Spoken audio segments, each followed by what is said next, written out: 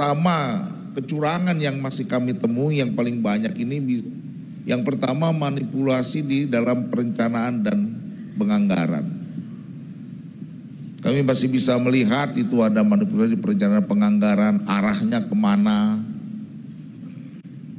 mau dipotongnya di mana, kami masih lihat itu.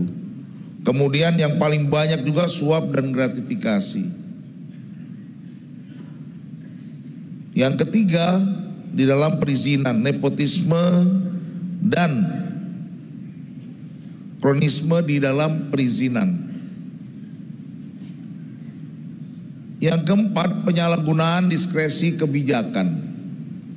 Ini selalu dijadikan alasan di dalam melakukan tindakan-tindakan kecurangan.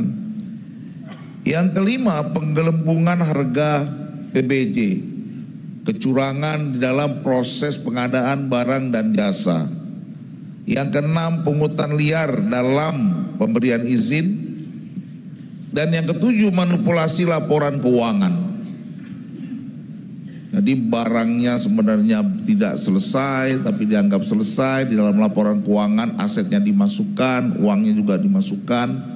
Ini banyak juga kita temukan di dalam tindakan kecurangan di daerah-daerah. Ya ini mengingatkan aja nih, kan semua juga udah tahu sebenarnya, cuma untung-untungan aja, mudah-mudahan nggak ketangkap atau ketangkap aja sebenarnya kan.